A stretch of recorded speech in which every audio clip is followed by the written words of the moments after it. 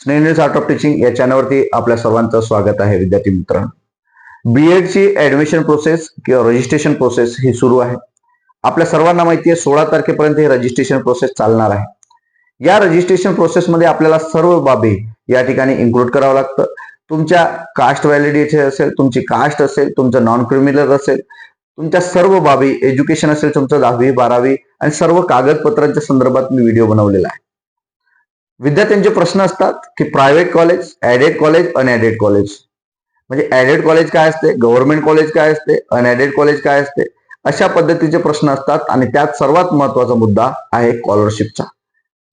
स्कॉलरशिपच्या मुद्द्यात दोन्ही मुद्दे क्लिअर करतो. एक गॅपचा मुद्दा आणि दुसरी गोष्ट तिन्ही जे कॉलेज सांगितले, गव्हर्नमेंट कॉलेज, अनुदानित कॉलेज आणि विना अनुदानित कॉलेज, या तिन्ही कॉलेजमध्ये स्कॉलरशिपच्या संदर्भात हा व्हिडिओ बनवतो आहे. आपण अजूनपर्यंतही आपल्याला याबद्दलची माहिती नसेल तर नक्कीच हा व्हिडिओ संपूर्ण बघा.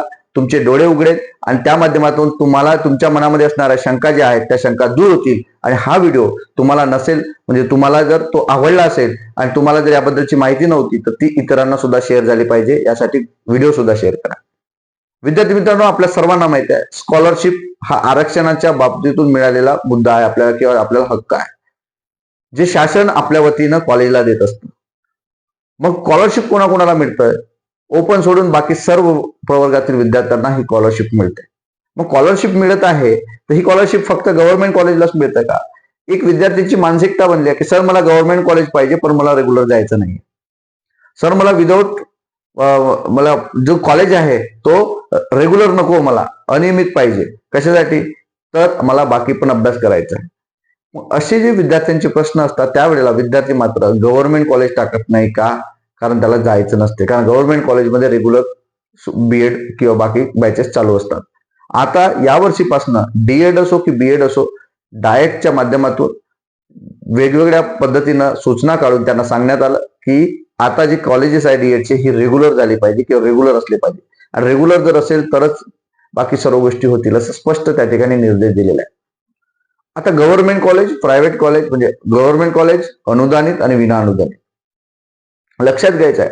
गव्हर्नमेंट कॉलेज आहे, गव्हर्नमेंट कॉलेज जरी असेल तरी सुद्धा त्या ठिकाणी काय मिळते? तुम्हाला स्कॉलरशिप मिळते, शिष्यवृत्ती मिळते. शिष्यवृत्ती काय? तर तुम्ही दिलेली जी काही भरलेली फीज असते, जी काही स्ट्रक्चर असते, फी स्ट्रक्चर, तो गव्हर्नमेंटने ठरवून दिलेला असते, FIRAने ठरवून दिलेलं असते. जे फी स्ट्रक्चर युनिव्हर्सिटीच्या माध्यमातून झालेलं असतं ते जे आहे, म्हणजे बीएड कॉलेज हे युनिव्हर्सिटी अंतर्गत असतं, तर युनिव्हर्सिटीने सुद्धा फीज ठरवून दिलेली असते. ती फीज जी आहे ती तुम्ही भरत असता, त्याची स्लिप तुम्हाला मिळत असते.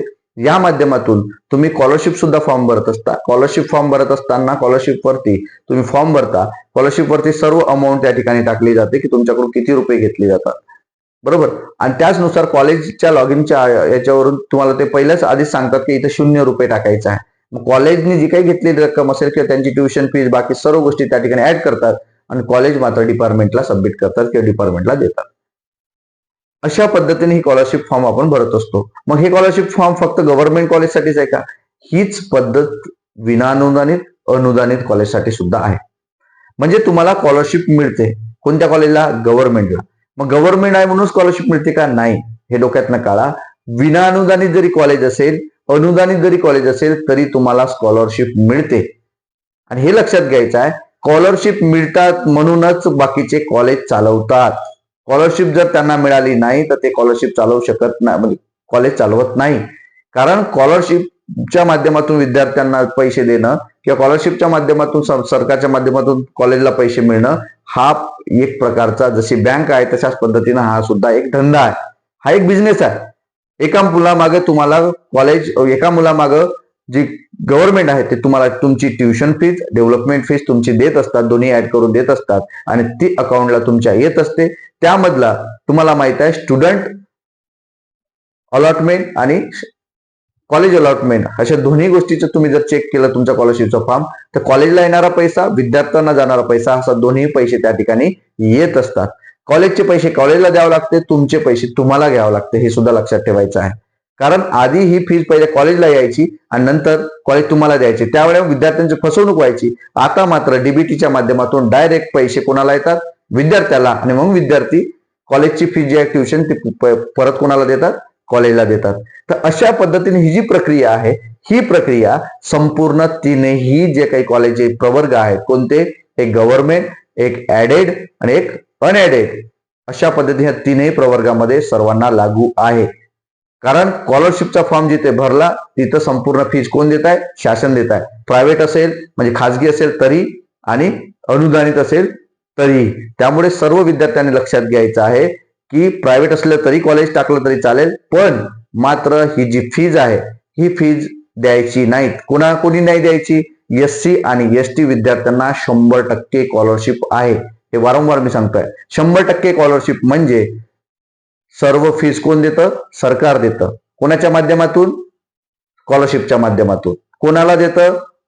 कॉलेजला देतं. त्यामुळे विद्यार्थी मित्रांनो हे समजून घेणं गरजेचं आहे. जर कॉलेज तुम्हाला फीज मागत असेल तर आवर्जून सांगा मी एससी आहे, आवर्जून सांगा मी एसटी आहे, 100% सूट आहे. मग ते तुम्हाला सांगतात प्रॅक्टिकल बुकचे पैसे पाहिजे, हे पाहिजे, साडीचे पैसे द्यायचे आहे किंवा ड्रेसचे पैसे द्यायचे आहे. ते तुम्हाला द्यायचे असेल तर तुम्ही त्या पद्धतीने देऊ शकता विद्यार्थी मित्रांनो. 2000, 3000, 500 रुपये, 1000 रुपये जे काही प्रॅक्टिकल बुक्स किंवा बाकीचे आहेत ते तुम्ही त्यासाठी देऊ शकता. बरोबर. अशा पद्धती पण 20,000, 30,000 रुपये फीज एससी आणि एसटी विद्यार्थ्यांनी द्यायची नाहीत, हे सुद्धा समजून घेणं गरजेचं आहे. अशा पद्धतीने ही स्कॉलरशिपचा मुद्दा आहे. राहिला मुद्दा आता गॅपचा. गॅप जर तुमची 3 वर्षापेक्षा जर जास्त गॅप जर असेल तर तुम्हाला शिष्यवृत्ती मिळत नाही. 3 वर्षापेक्षा जास्त असेल तर अजिबात तुम्हाला शिष्यवृत्ती मिळत नाही विद्यार्थी मित्रांनो. म्हणून त्यांनी जे गॅपसाठी प्रश्न विचारत असतात डिस्क्रिप्शन बॉक्समध्ये किंवा इतर ज्या ठिकाणी कमेंट करून विचारतात त्यांना सांगू इच्छितो, 3 वर्षापेक्षा जर तुमची जास्त गॅप असेल तर तुम्हाला डिपार्टमेंट स्कॉलरशिप देत नाही असं शासन निर्णयामध्ये आहे. आणि या बाबतीतले जे शासन निर्णय मी तुम्हाला सांगितले 100% फ्रीवाले जे एससी आणि एसटी, तर आवर्जून ते ग्रुपला आपल्या उपलब्ध आहेत. पुन्हा जर पाहिजे असेल तर तुम्ही कमेंट करा, त्या माध्यमातून तुम्हाला ते जे GR आहेत शासन निर्णय आहेत ते शासन निर्णय सुद्धा मिळणार आहेत. तर अशा पद्धतीनं ऍडेड जे आहेत, गव्हर्नमेंट आहे, ऍडेड आहे, अनएडेड आहे, या कॉलेजेसची जी काही माहिती आहे स्कॉलरशिपच्या संदर्भातील, गॅपच्या संदर्भातील ही माहिती तुम्हाला मी दिलेली आहे. ही माहिती आपल्याला कशी वाटली नक्की कमेंट बॉक्समध्ये कळवा आणि अशाच अपडेट करिता माझ्या चॅनल मात्र सबस्क्राईब करा. धन्यवाद.